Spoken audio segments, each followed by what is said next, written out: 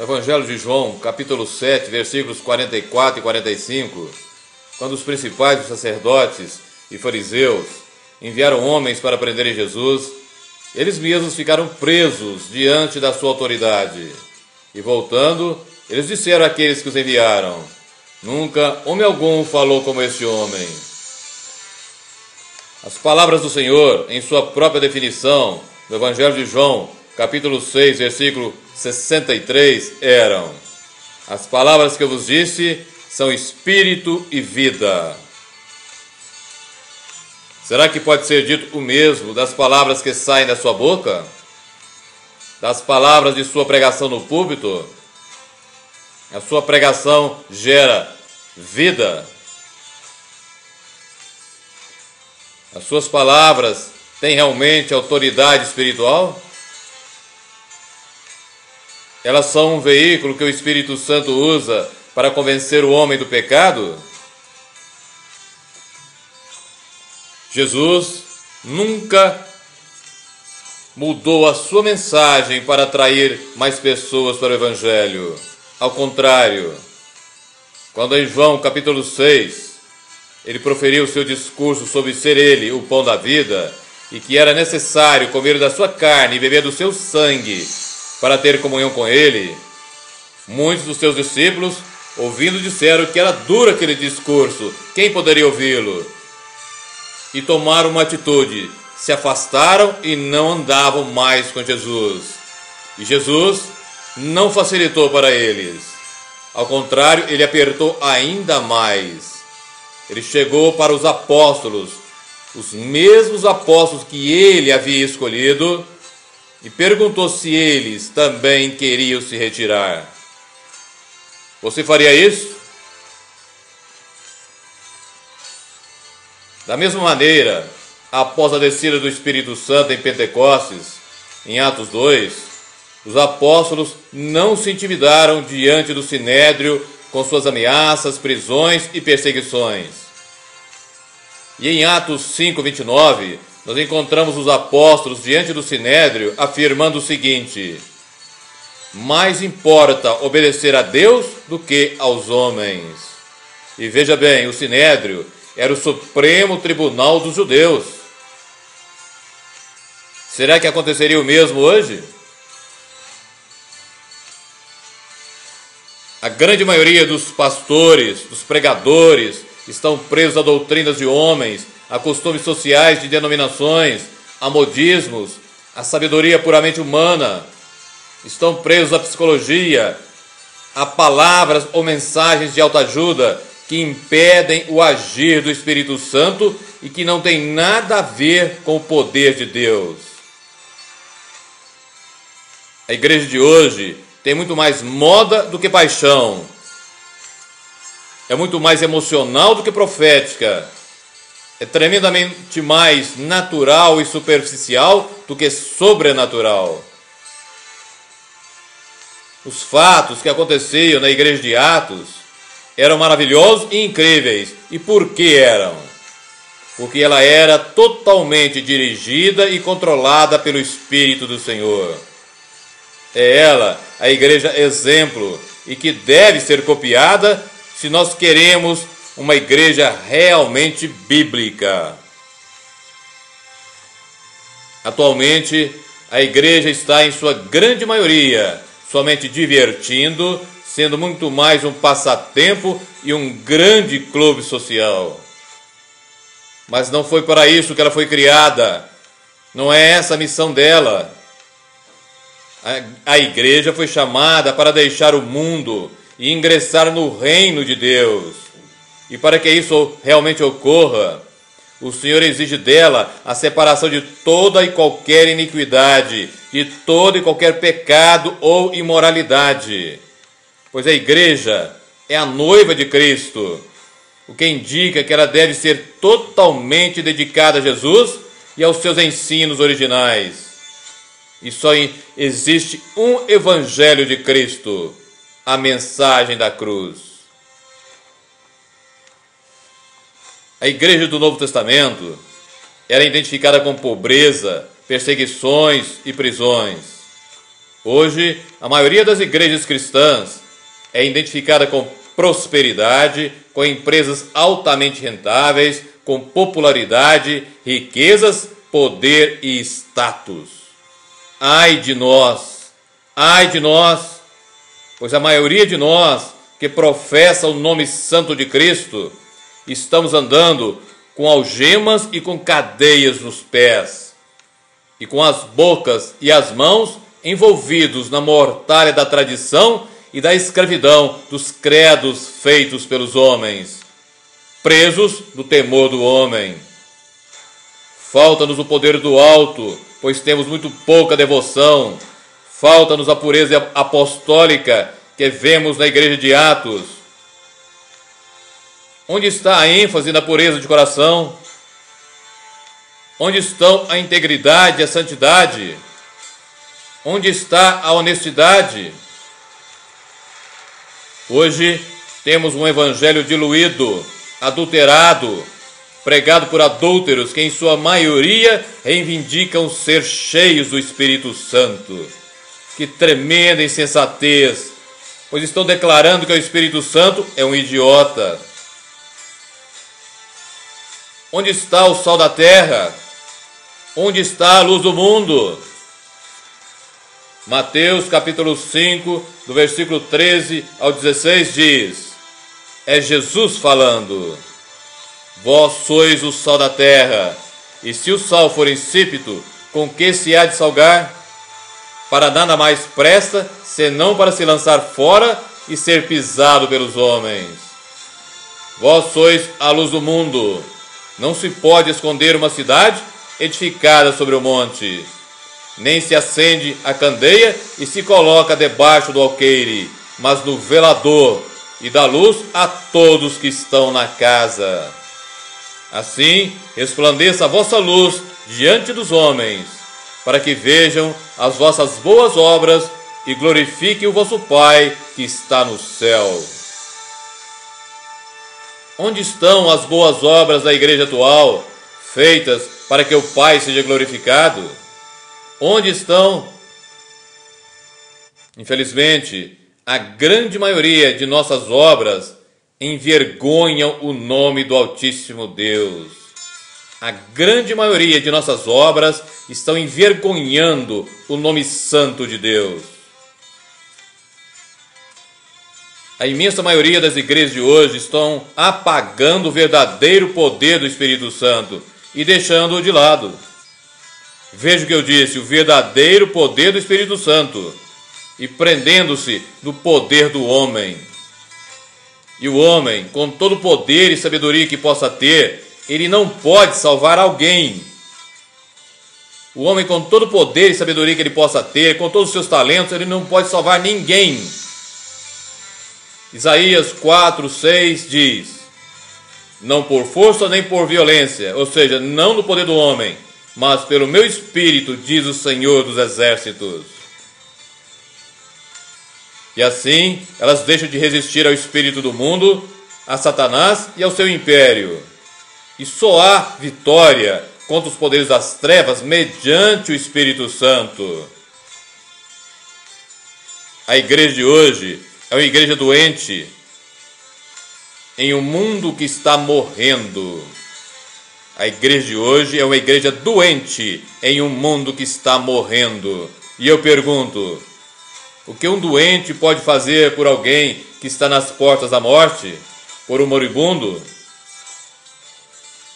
Então, a menos que tenhamos uma verdadeira explosão do verdadeiro Evangelho de Jesus no mundo, o mundo literalmente explodirá sobre nós e seremos simplesmente esmagados. A maioria dos cristãos de hoje tem uma atitude só: relaxe e seja arrebatado. E eu então acrescento: relaxe, viva a vida despreocupadamente, comodamente, receba a glória dos homens e depois vá para o inferno. Cristianismo é luta, cristianismo é sacrifício, cristianismo é renúncia, cristianismo é perseverar na fé genuína até o fim, Cristianismo é crescer diariamente em arrependimento, em santidade, é buscar sempre mais a face de Deus, é crescer em comunhão e em conhecimento do Altíssimo Deus. Cristianismo é depender sempre mais do Senhor. Cristianismo é fazer como Paulo, na carta sua aos Filipenses, no capítulo 3, versículos 13 e 14, quando ele diz: Irmãos, quanto a mim, não julgo que eu haja alcançado, mas uma coisa faço, e é que, esquecendo-me das coisas que atrás ficam e avançando para as que estão diante de mim, prossigo para o alvo, pelo prêmio da soberana vocação de Deus em Cristo Jesus. Mateus, capítulo 13, versículo 25, diz o seguinte: Mas dormindo os homens, veio o seu inimigo e semeou o joio no meio do trigo. Eu repito: Mas dormindo os homens, veio o seu inimigo e semeou o joio no meio do trigo. Esta é uma clara definição da igreja atual. Ela está dormindo, mas o inferno está queimando. Enquanto se realizam conferências e mais conferências sobre problemas teológicos, sobre diferenças doutrinárias e outras coisas de menor importância, e não se prega o genuíno Evangelho de Cristo, milhões de homens, de almas eternas, que estão dentro e fora das igrejas, estão indo para o inferno. Nós só temos uma maneira de ajudar a alguém, de ajudar ao mundo, ensinando e pregando o verdadeiro Evangelho de Jesus, pois é Ele que é o poder de Deus para a salvação, como nos ensina a carta aos Romanos, capítulo 1, versículo 16. Onde estão os cristãos? Onde estão as almas que queimam de paixão por Deus? Onde estão as almas que temem o seu nome, que temem a sua presença e o amam acima de tudo e vivem sempre com valores eternos em vistas? Onde estão? Se passássemos mais noites sem dormir em oração, haveria muito menos almas que teriam que passar noites eternas de sofrimento incalculável no inferno. E diante da inércia da igreja, o verdadeiro homem de Deus é triste, pois ele é torturado pelo mundanismo da igreja, torturado pela cegueira da igreja, torturado pela corrupção da igreja, torturado pela tolerância do pecado na igreja. Ele é torturado pela falta de oração da igreja. O verdadeiro homem de Deus fica perplexo diante de uma igreja que está vivendo não como noiva do Cordeiro de Deus, mas como amante do mundo. Diante da atual condição da igreja, nós só temos uma opção: ou enfrentar a ira de Deus, ou orar e clamar incessantemente por um verdadeiro avivamento espiritual, desviando-nos dos nossos maus caminhos mediante um profundo arrependimento. O verdadeiro avivamento é Deus vindo em socorro de sua igreja doente. Qualquer avivamento verdadeiro pode ser provado pelo fato de que ele transformou o ambiente moral ou de uma área ou de uma nação. Verdadeiro avivamento não pode ser organizado, pois o vento sopra onde quer. O verdadeiro avivamento não precisa de suporte financeiro. Ele não pode ser anunciado, pois avivamento é incêndio vindo do céu, não é incêndio da terra, é um incêndio que vem do céu. Ele não pode ser contabilizado ou medido, pois somente Deus conhece a extensão do seu poder. Ele não pode ser regulamentado, ou seja, não podemos traçar um caminho sobre o qual ele deva funcionar. Ele não pode ser entendido ou racionalizado pelas nossas mentes tão pequenas e pobres, pois é um mistério divino. Ele não pode ser de uma denominação apenas, pois ele passa por cima de barreiras doutrinárias. e ele também não pode ser nacionalizado. Realmente, o avivamento espiritual se tornou imperativo para todos nós. O Senhor falou através do profeta Isaías o seguinte, em Isaías 13:11: castigarei o mundo por causa da sua maldade. E depois, em Isaías 13, versículo 13, ele acrescenta: portanto, farei estremecer os céus, e a terra será sacudida do seu lugar por causa da ira do Senhor dos Exércitos. E Isaías 66:15 completa dizendo: porque eis que o Senhor virá em fogo, e os seus carros como um torvelinho, para tornar a sua ira em furor, e a sua repreensão em chamas de fogo. Veja bem, para tornar a sua ira em furor, e a sua repreensão em chamas de fogo. A segunda carta de Pedro, capítulo 3, versículo 10, diz o seguinte: mas o dia do Senhor virá como ladrão de noite, no qual os céus passarão com grande estrondo, e os elementos ardendo se desfarão, e a terra e as obras que nela há se queimarão. E o profeta Joel, no capítulo 2, versículo 3, diz o seguinte: diante dele um fogo consome, e atrás dele uma chama abrasa. A terra diante dele é como o jardim do Éden, mas atrás dele um desolado deserto. Sim, nada lhe escapará. E Joel, no capítulo 2, versículo 10, completa dizendo: diante dele tremerá a terra, abalar-se-ão os céus, o sol e a lua se enegrecerão, e as estrelas retirarão o seu esplendor. Fique ciente disso. Preste muita atenção.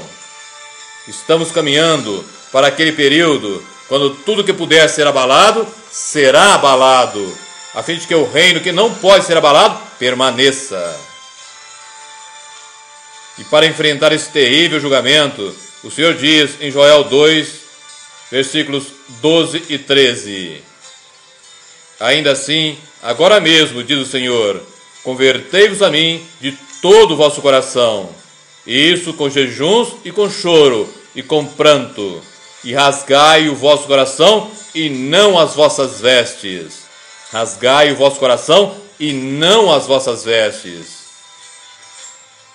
Realmente, todos os povos estão para experimentar um tempo de severa humilhação. E para que eles se preparem para o grande e terrível dia do Senhor, o profeta Joel diz, no capítulo 1, versículos 13 e 14: cingivos e lamentai-vos, sacerdotes, gemei, ministros do Senhor. Santificai um jejum, convocai uma assembleia solene, congregai os anciãos e todos os moradores desta terra, e clamai ao Senhor. E é necessário que a igreja atual apague definitivamente o fogo estranho de seu altar, ou seja, doutrinas e ensinos de demônios, fábulas, evangelhos diluídos, adulterados, idolatria, teologia da prosperidade, humanismo, temor do homem, palavras de autoajuda, psicologia, etc. Para que o fogo do Espírito volte a estar continuamente aceso sobre o seu altar. É necessário que ela apague definitivamente esse fogo estranho do seu altar, pois só assim o fogo do Espírito voltará a estar aceso continuamente sobre o seu altar. Então, assim se arrependendo e desviando-se dos seus maus caminhos, a igreja possa então receber do Senhor um verdadeiro avivamento espiritual e voltar a ser a coluna e firmeza da verdade. Coloque isso no seu coração. Só assim a igreja atual voltará a ser a coluna e firmeza da verdade. Amém e amém.